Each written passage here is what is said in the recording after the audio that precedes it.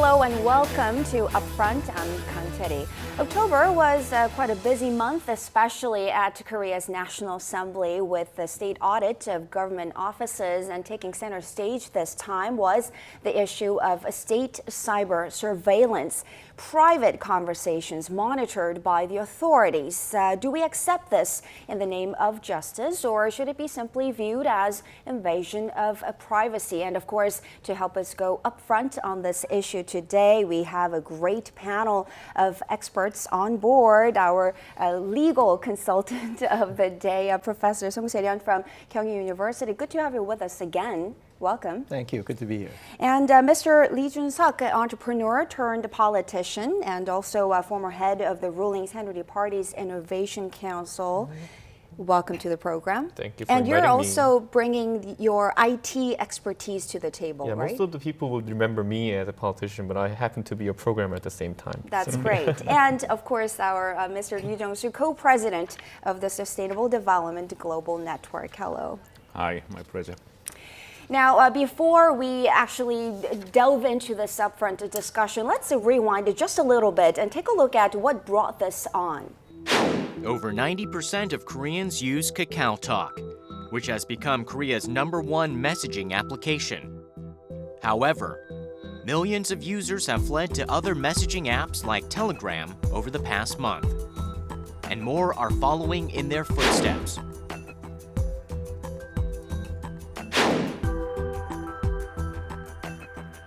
The controversy stems from the prosecution's instant reaction to the president's remark.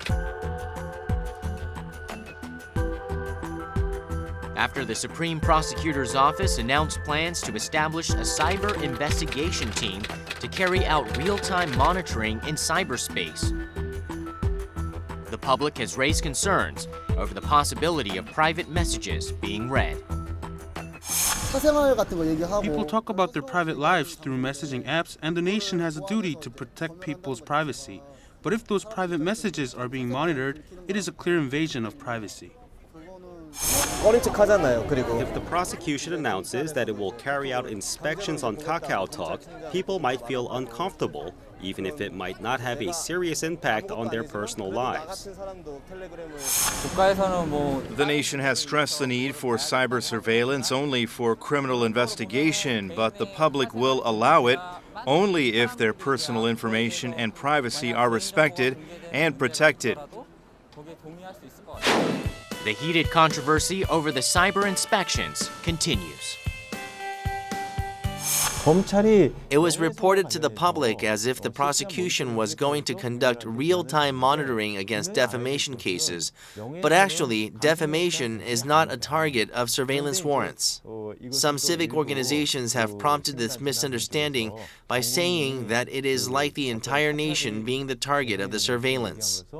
So a growing number of people have shown a distrust in the government, which has led to this kind of cyber asylum for Koreans. Users have raised concerns over the extensive gathering of personal information and the possibility of their private lives being monitored. Actually, rational improvements to laws and measures can't solely be done by companies. We, the Korea Internet Corporations Association, strive to increase publicity of the issue.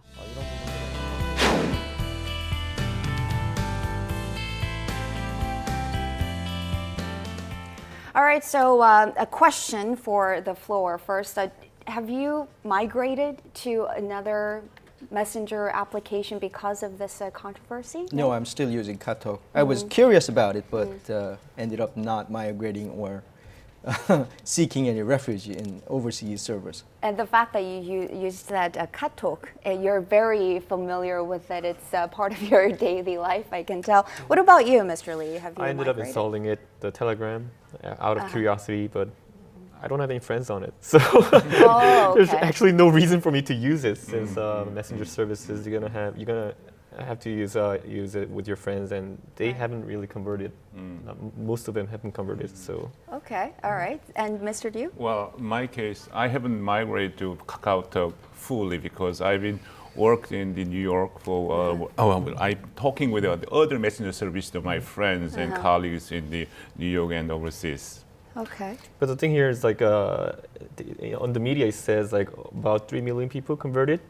But I would say converted is not a good word for it. I would say most of it is like a dual citizenship status. Right, that's a good expression. People are just have installed it, but not really dedicated to it or are active users of it. Okay, so that's the tone that we're getting from the floor. Now, cyber inspections themselves, we can't say they're illegal to begin with. So where do you draw the line from the legal perspective? Well, as an evidentiary matter, it's a form of a wiretapping. Wiretapping is governed by a law called the Protection of Communication Secrets Act. And if the wiretapping is applied to katalog or those IT methodologies, it's called a communication restricting measure. And search and seizure is also part of it. Both requires warrants, and because this activity is related to the constitutional rights that people have, it's very narrowly drafted and construed, which means you cannot apply for a warrant for any activities, but for activities such as involving national security, military matters, serious crimes, and like that.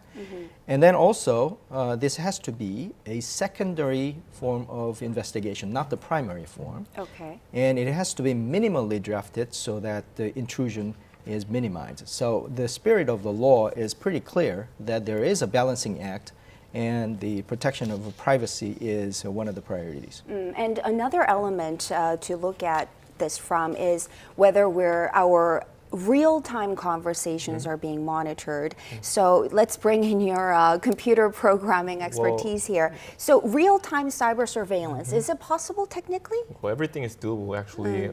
If your mom is watching behind you on your KakaoTalk, she is real-time monitoring you. But from a technical standpoint of view, it's not possible in KakaoTalk because they have not implemented it. And the thing here is when messages are transmitted from a sender to a receiver, on the air, it is encrypted. But in the middle, they're going to get temporarily stored at the KakaoTalk servers. So at the server, it's not encrypted. So that's the place where they can wiretap into and actually retrieve the data. But KakaoTalk is saying that only under some warrants, they're going to provide the information after a week of delay and bundle them up, bundle the messages and deliver them to the prosecutors only with just warrants.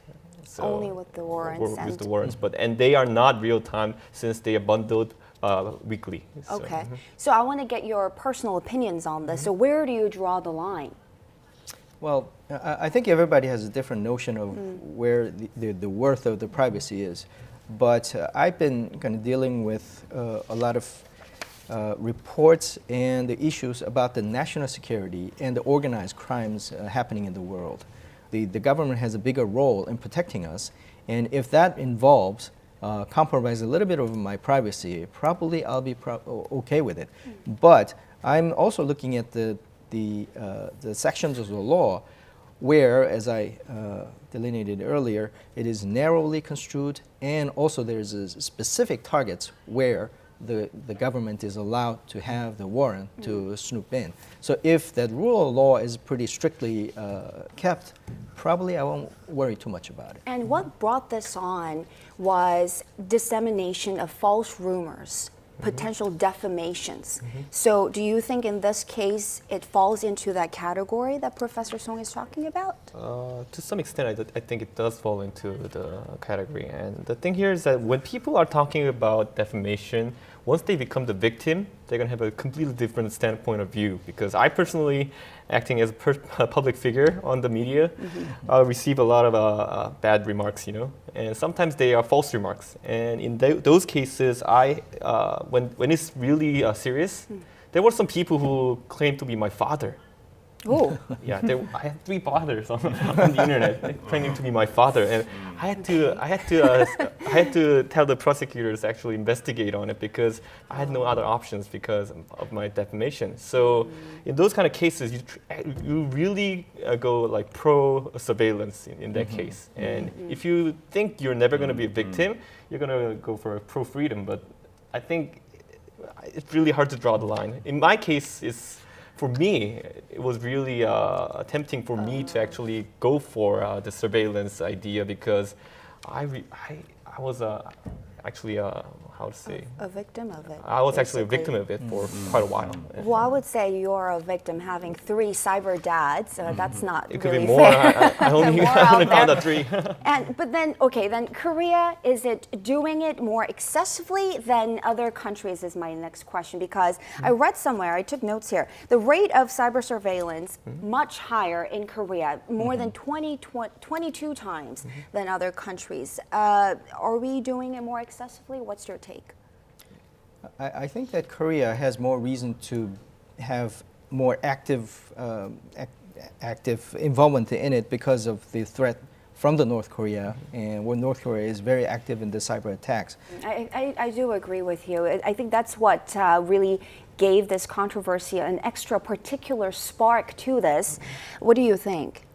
If you look into the United States, when I was in the U.S., I remember how people were protesting against the U.S. Patriots Law because it allows a wide variety of surveillance to personal data. So I think Korea is not a special country here because our national security is in a special status, and I think. But the thing here is like I think the government has broadened this concept of surveillance too wide, I think. Mr. Lee mentioned that the Patriots Act, which was drafted probably with good intentions and the spirit of protecting the American citizens, but that degenerated into some of the most gross human rights violations, like Guantanamo Bay, the treatment of the detainees. So even the nominally trustworthy governments in the world, if they have too much power, then there is a possibility of abuse, and there have been evidences of those abuse. My next question is then, it's quite theoretical. So what comes first, the right to probe, investigate, and prosecute, or the right to basic human rights of protection of your privacy? The interesting thing here is like if the government can protect everyone's rights, I think I'm gonna go for pro-investigate, but that's not the case here. And you were talking about some of the targets of these cyber surveillance that are stipulated by the law. So, and criminals are becoming incredibly high-tech these days. Right. And they're using not KakaoTalk, they're using Viber to get away from the prosecution's reach and whatnot. So it is proving to be helpful, and that can, well, controversy like this or conversations like this can actually weaken the power to investigate and probe and be effective. That's right. I think it is right that it is a slippery slope. These days, all the governments are grappling with this, sometimes expressed in acronyms of DRUMS, distortions, rumors, untruths, and misinformation and smearing. And those are important and very serious issues. So there is a legitimate state concern to curb those as with the cyber crimes. But at the same time, that is a slippery slope. So if we're talking about the balancing act, considering the slippery slope, I would err on the side of protecting more privacy. I think that should maybe have a couple more criminals slip through it, but I think in the long run, slippery slope can be better guarded by having more caution. I want to get your take to my theoretical question. So I would say privacy goes first here because actually real-time monitoring technically is not doable actually. So there's actually about I heard 3 billion messages going on KakaoTalk, and how are they gonna look into it? It's not doable. So if that's the case, government is not telling the truth, saying that it's not for the public safety, it's for the government protect their policies and protect their politicians. And I think for that matter, I think we have to rather abide by the Constitution and try to protect freedom here. So. And as we have been building so far in this conversation, it's not just Korea. The state surveillance of private conversations is not at all restricted to Korea. And the name Snowden will remind you of that. NSA whistleblower Edward Snowden blew the door open on NSA's surveillance last year. And now some people suggest that this KakaoTalk controversy is reminiscent somewhat of the Snowden incident. Take a look. The issue over cyber inspections has created a stir in the international community. Last year, Edward Snowden, a former contractor for the National Security Agency, leaked top-secret information about the surveillance techniques used by the NSA. The leaked documents show that the U.S. government has carried out a systematic surveillance of private calls, emails, and even chat messages in the name of fighting terrorism. IT companies have also become a target of criticism. They've started trying to break from the image that they cooperate too easily with the authorities. Google has adopted a new protective device on Android smartphones that protects individual information even if smartphones are picked up from the scene of crime. Apple has developed a new system that immediately informs a person when his or her private information is requested by government agencies. According to a report from the Electronic Frontier Foundation in May, major IT companies in the U.S. have enhanced their policies for protecting individual information. Experts are calling it the Snowden effect. The global IT field is paying attention to Koreans who are leaving KakaoTalk. Just like IT companies in the US, the CEO of Town Kakao has decided to stand with its users, not with the government. However, the defiant move from Town Kakao has caused conflicts with judicial authorities.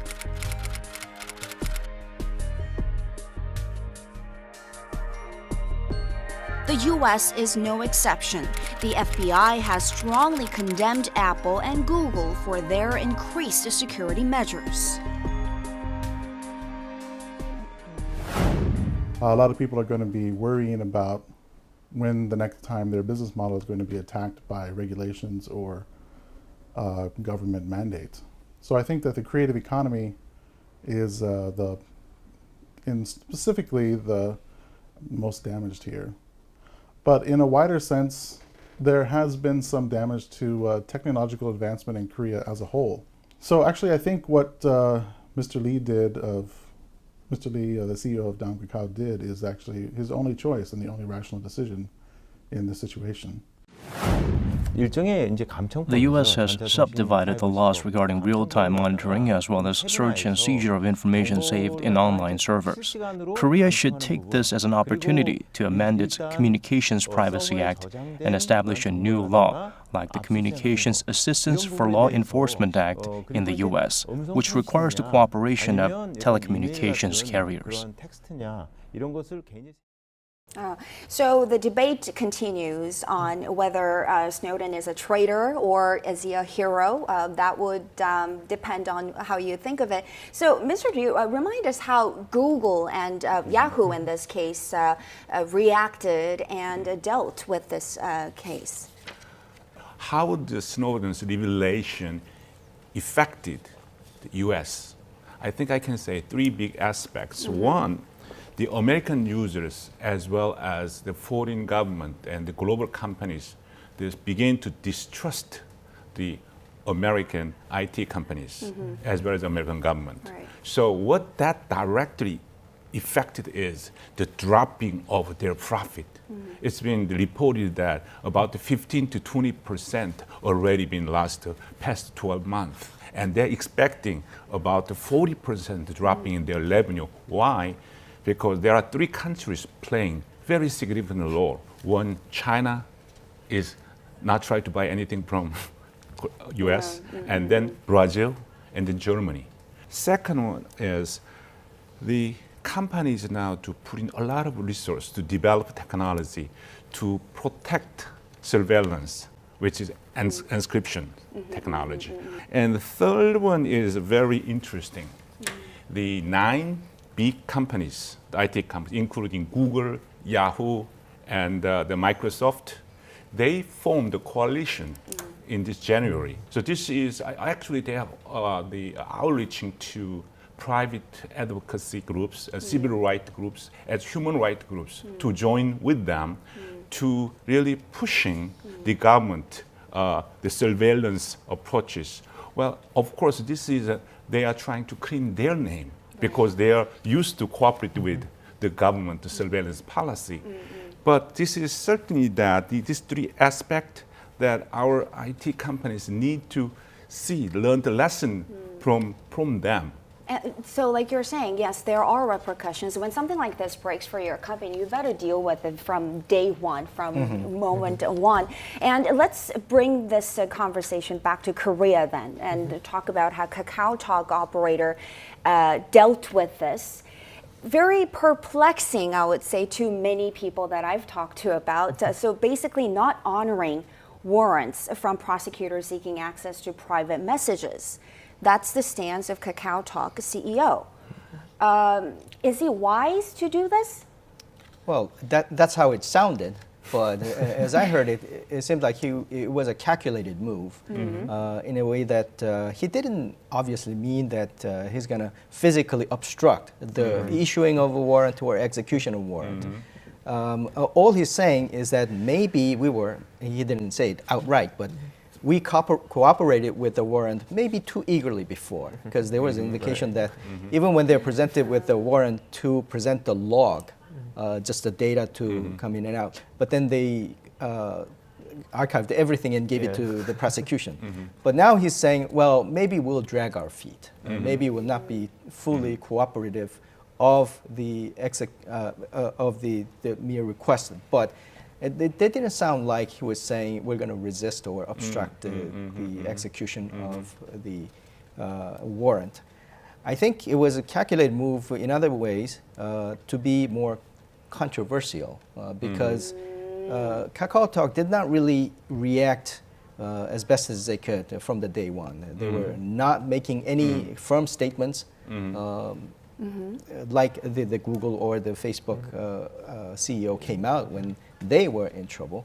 So they're trying to overcompensate it by saying that, well, it sounded like we're going to resist the government power to do this. But if you look at the languages, it doesn't really say that we're going to go against the law. Well, but I can definitely understand why they could not react harshly on day one was because KakaoTalk is a messaging company and you cannot really profitize from the messaging itself. So it has to collect the data and they have to regenerate something from the data and try to sell it to the people. So they cannot really, they're just dumping their business model if they're not going to store any messages on their servers and try to analyze it.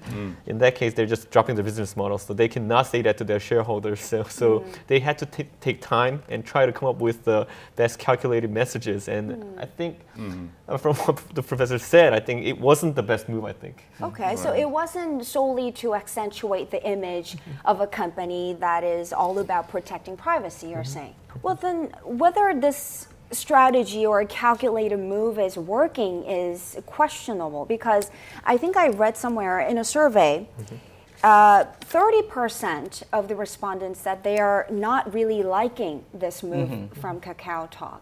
They're saying it's obstruction of justice. It cannot do that as a company that's looking to sort of, build overseas as well. So is it working to the public? Well, the record shows that the migrants did not really come back in droves, so it didn't work in the short term. But I think the contribution of CEO Lee Seok-woo to this whole debate is that he accentuated the feature that it is so uncertain in terms of where the boundaries are. And because of that, there are some rumors and misinformations of flying out all over the place. Maybe by this controversy, there will be a dialogue of delineating what is permissible, what is not, where the law lies, and where the government misstepped the boundary or not. those are the fact-based discussions that we need to have to protect not only the consumers and those people with the privacy, but the companies as well. But going toe-to-toe with authorities like this, it can't bode well for Kakao Talk, well, right? it never is a winning strategy to be a violator. No, I mean, it's really none of my business, but, you know, I'm so worried. I would say KakaoTalk somehow overreacted to it on the spot, and so they answered that they're not reacting to government's warrants after October 7th, I think. They're not reacting to any kind of warrants. But the thing here is, as of now, like after 20 days by now, it's, the police and the prosecutors are having a really hard time trying to invest any kind of cases because before that, they were actually relying on KakaoTalk to do most of their investigation. So the thing here is that I think this is going to surface again after the public finds out that the police and prosecutors' investigations are not acting quite as well as before. And there are going to be different ideas surfacing, I think. So that's the round 2 of it, I think, coming up. And we're not really being fair, actually, because KakaoTalk said they're not honoring the prosecution's request, but then they did come out with some of the new measures to protect privacy and sort of block out the cyber surveillance there. So they're talking about the so-called end-to-end encryption. I need your help.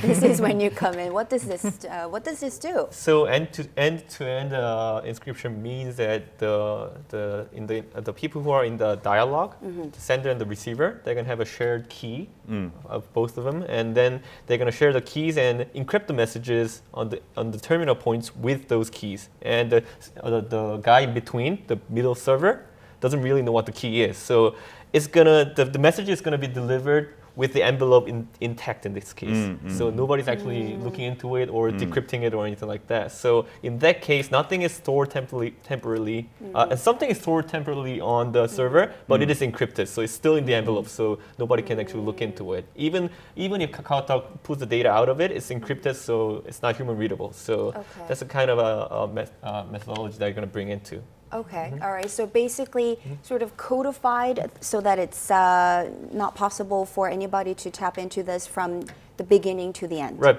Before, KakaoTalk used to decrypt the messages and store them on their servers. The message was encoded between the sender and the server and the receiver and the server. That was the kind of encryption they had. But now it's direct from the sender to the receiver. They share the key. Only they share the key. KakaoTalk doesn't know the keys. And Mr. Deer, you were touching on this briefly. So with all this controversy and discussions about cybersecurity, do you think more internet companies are going to focus on cybersecurity? Are we at that turning point after enjoying their services for a few years now with all the stickers? We were talking about that. I really had a hard time trying to talk to people on Telegram and without free the phone cat. calls. Now, are we at that turning point? Probably necessarily so. I think we've been pretty lax about our security. And there has been some famous breaches, not only the leakage of our personal informations, but also this kind of surveillance. So Korea has been not been keeping up with it. If I had my ways, probably the number one messenger service like KakaoTalk should have already implemented the encryption service from one-to-one chatting and also the group chatting as well. But I think, as you mentioned, this is a turning point where we have to be ready for not only the domestic market, but globally. There are so much happening in the shade of criminal areas and country getting into the cyber wars and battles. So I think we should be ready. One thing I want to mention here is that since 2004, not only the messenger data, but like the bus card data, the transit cards you use when you're riding a bus or a subway, those data are also stored on the server for the government use.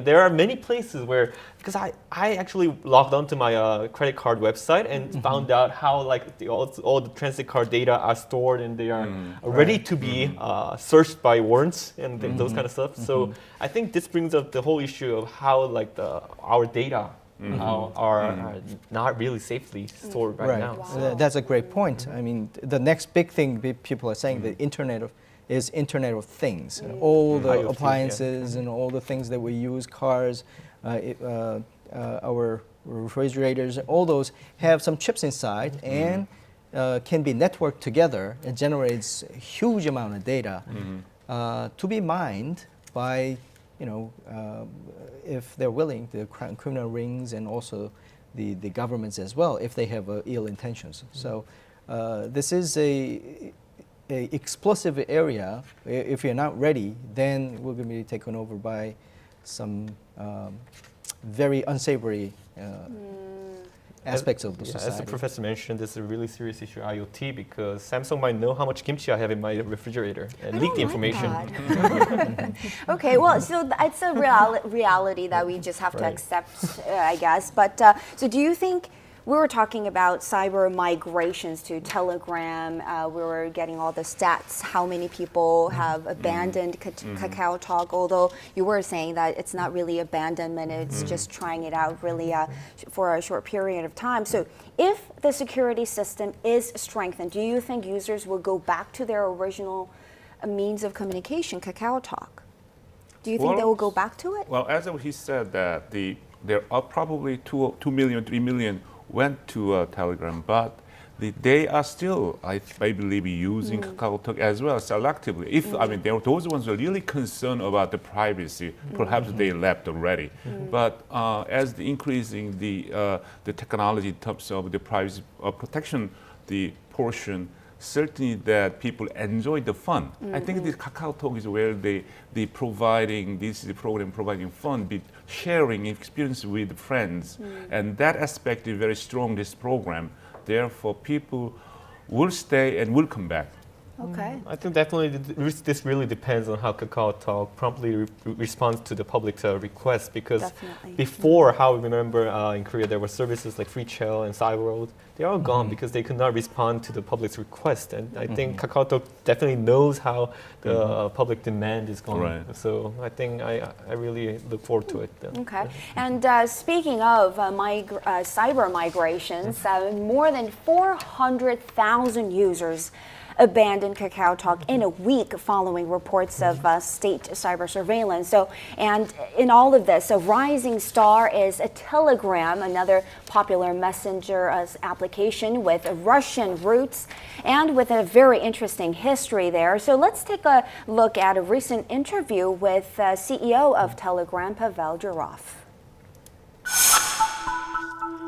Korean people have important choices to make, and I wish them every success in this path.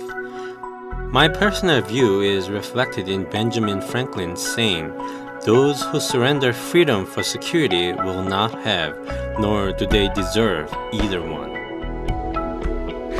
We are constantly strengthening our encryption to make sure every potential attack on privacy is repelled. The code of our apps is open for security experts to audit and share ideas. Later this month, we will launch a new competition for the global community to try to break our encryption. We firmly believe that secure messaging should come at no cost and ad-free for everyone. I understand Kakao is in a difficult situation because most of its resources are concentrated in one jurisdiction. I was in a similar situation back in my days at VK in Russia, and I know it is hard.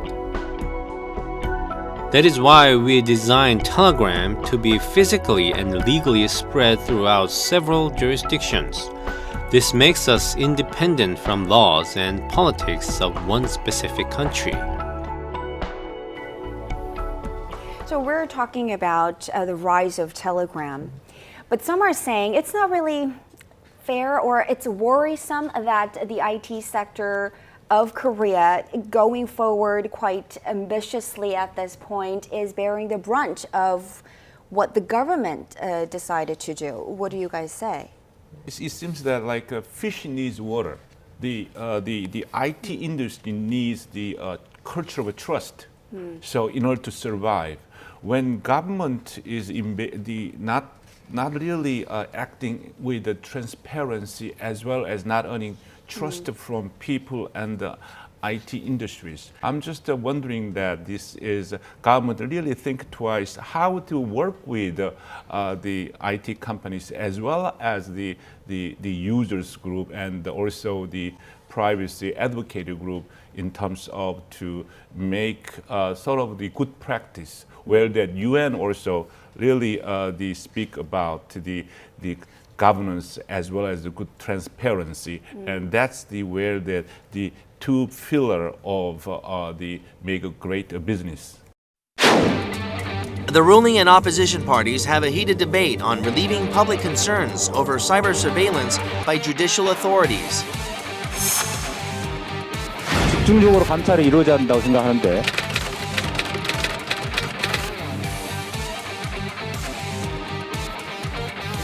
막았다고 한참 얘기하고 보고에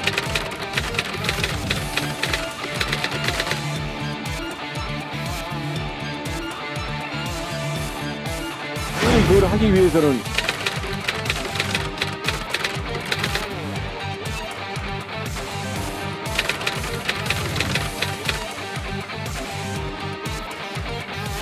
사례들 중에 상당 부분, 거의 대부분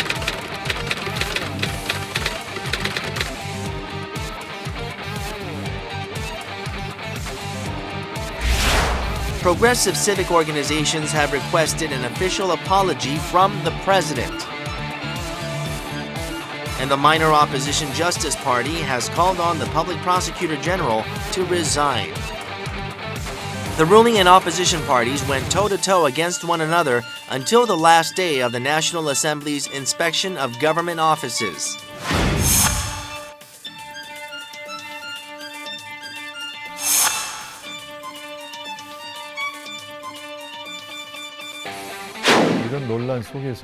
People have raised concerns over the possibility of their private information being accessed in cyberspace, but actually the target of surveillance for the prosecution is restricted to violent crimes and violations of national security law, so the public doesn't have to worry about their privacy. All members of society should cooperate and put more effort into fighting crime and protecting each person's privacy.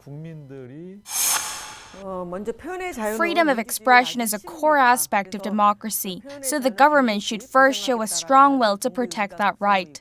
Of course, it is important to prevent the prosecution from abusing its power of search and seizure. Cyber surveillance is also important, but I think the court should examine the warrants based on strict standards.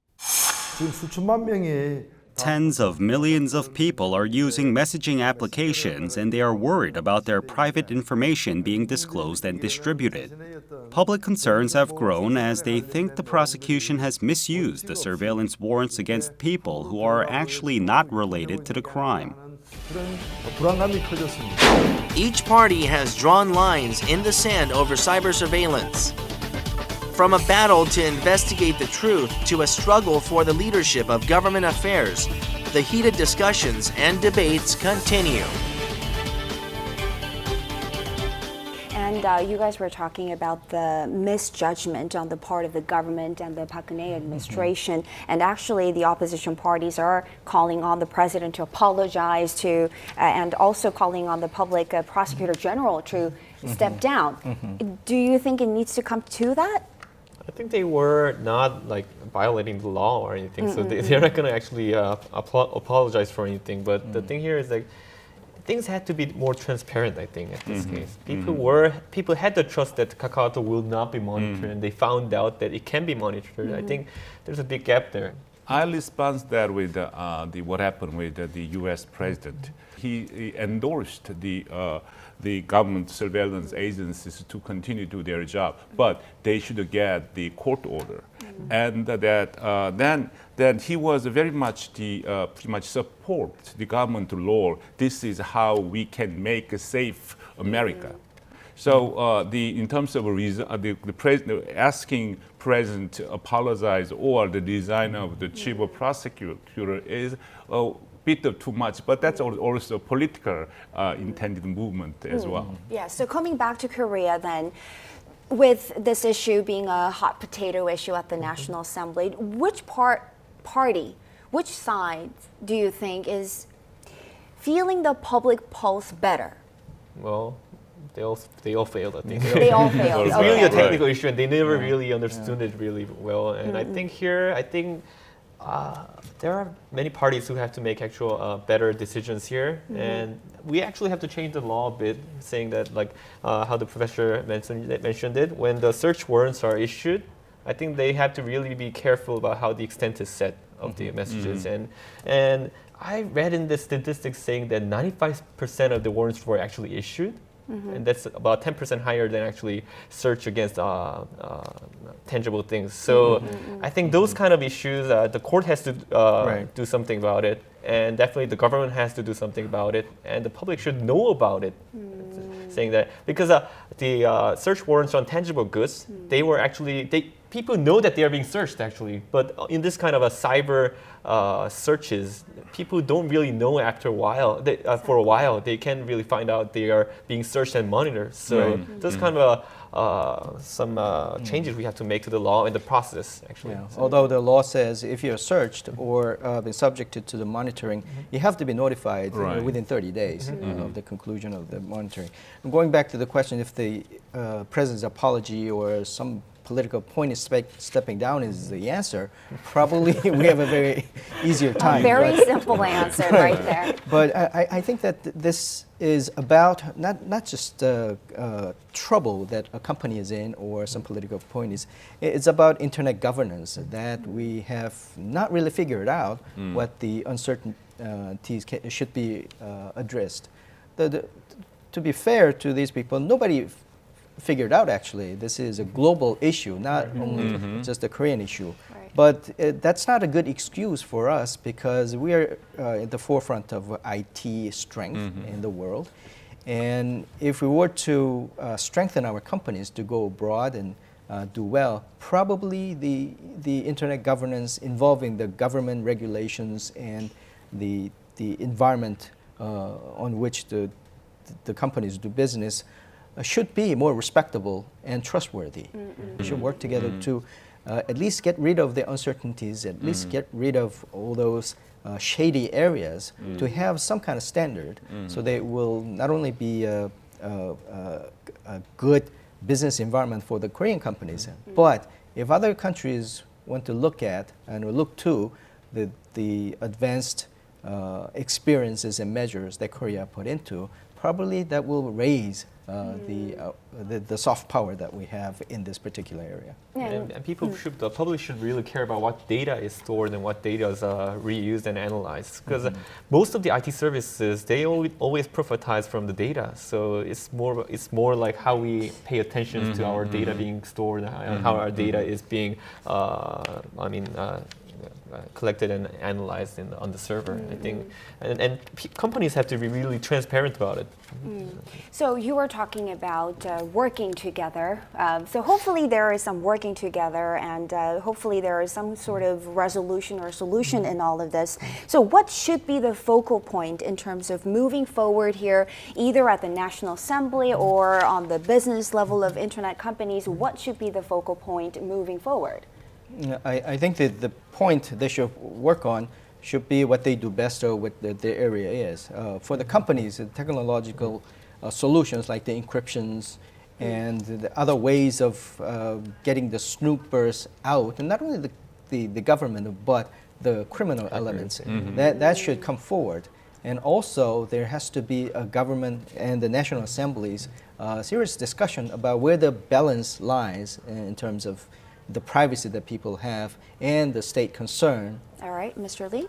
I think we mentioned it all. Like the companies have to be really transparent. The court has to be really careful about the warrants they issue, and the prosecutors, they have to find a better way to search criminals because the public's demand is clear. Here, do not use KakaoTalk for your investigation. Easiness of public prosecution, and they should be better about it. And the thing here is we really try to promote a creative economy here. So most of the creative economy here is based on IT.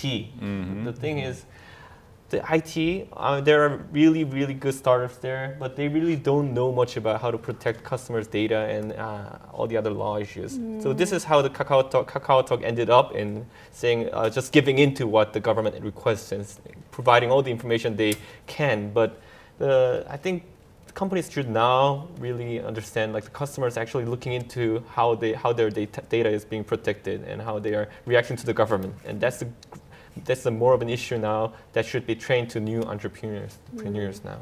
Okay, so we've had quite a run so far, and we're running towards the end of this conversation. So I want to get your final thoughts on this issue, and maybe I will start off with Mr. Lee.